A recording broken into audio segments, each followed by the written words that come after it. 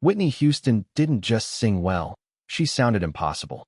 A once-in-a-generation voice, massive hits, sold-out arenas, and an image built to look flawless, composed, elegant, untouchable. To the public, she wasn't only a star. She was proof that pure talent could rule the world. And that's why her story cuts deeper than typical celebrity tragedy. Because the higher the pedestal, the lonelier real life becomes behind the lights. When perfection becomes the brand, the person underneath is expected to perform it daily, on stage, in interviews, in photos, in every public frame. Always ready, always smiling, always delivering. Fame turns into routine faster than people realize. Then routine becomes obligation. The industry doesn't just celebrate success, it schedules it. It monetizes it. It protects the image that sells, even when the human being is running out of fuel. This episode isn't here to reduce Whitney to one headline.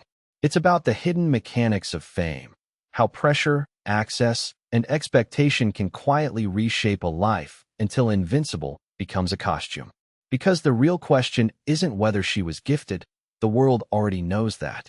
The question is how someone so loved could be left so vulnerable in plain sight, and why nobody seemed able to stop what was coming. Her rise looks like destiny. The hits arrive, the awards stack, and her voice becomes a global standard, so powerful that even casual listeners could recognize it within seconds. With that level of success comes a carefully managed public image, the perfect symbol for brands, executives, and a culture that loves clean stories with clean edges. But perfection has a cost. Every performance raises the expectation for the next one. Every tour date becomes a promise that can't be broken without consequences. And the more the world celebrates the effortless superstar, the less room she has to admit effort, exhaustion, or fear. A pause starts to look like weakness. Weakness starts to look like risk.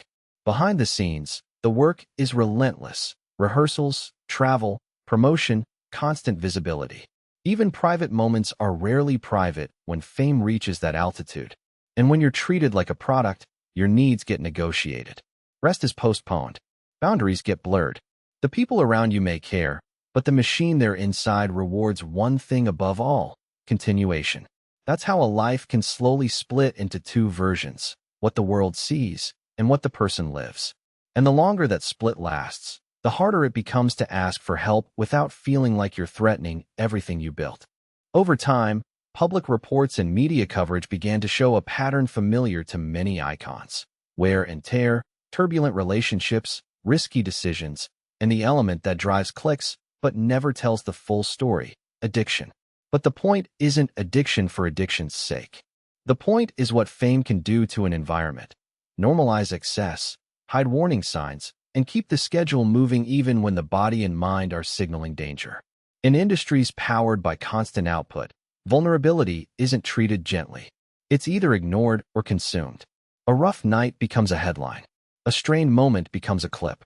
A personal struggle becomes a storyline. The audience thinks it's witnessing a celebrity era, while the person inside it may be fighting for stability.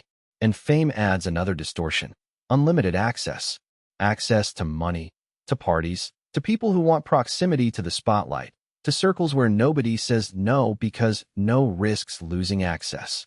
In that atmosphere, the line between support and enabling can blur. Not always out of cruelty, sometimes out of fear, dependency, or denial. The result is a cycle. Pressure builds, coping turns into habit, habit turns into public concern turns into spectacle, and the spectacle increases the pressure again, until the star is no longer being protected as a human being, but maintained as an image. That emotional conflict is what makes this story so painful. How can someone so adored be so exposed? The answer lives in the hidden side of fame, where trust becomes difficult, motives around you become unclear, and admitting you need to stop feels like admitting you might never return. Because in a fame economy, taking a break isn't just a wellness decision. It can mean losing contracts, leverage, and control over your own narrative. It can mean other people speaking for you, rewriting you, or replacing you in the public conversation. So the safest option can feel like the worst one. Keep going. Smile. Deliver. Push through. And when the world expects the same perfect performance, the person can start performing life itself, showing up even when they're breaking, because the role doesn't allow collapse. Meanwhile, the media lens keeps tightening. It doesn't simply report fragility, it sells it. It trains the public to confuse visibility with understanding and applause with care. In that climate, the most dangerous moments are often the quiet ones. The isolation after the show, the pressure behind the scenes, the fear of being seen as done. Because once fame becomes identity, survival can start to look like maintaining the mask at any cost, until the cost becomes irreversible. The later chapters carry a specific kind of tragedy. The world isn't only watching an artist age, it's watching a symbol struggle to breathe under the weight of what she represents.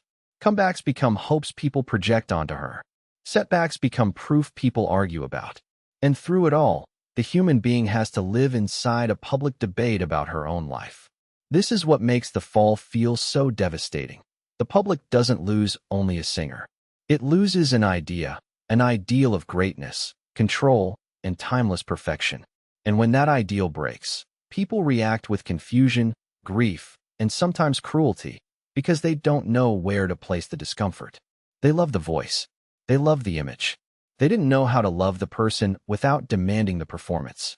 It becomes a warning with a long echo. When the system treats someone as a product long enough, everyone starts measuring them by output instead of well-being.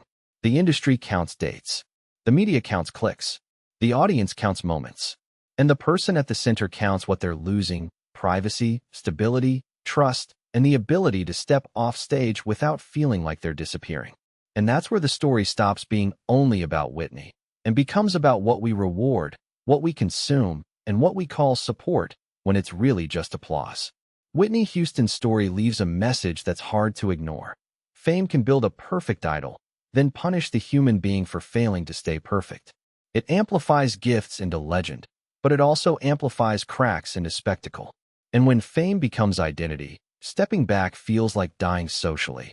So the mask stays on even when the person underneath is running out of strength. The moral is simple: applause is not care.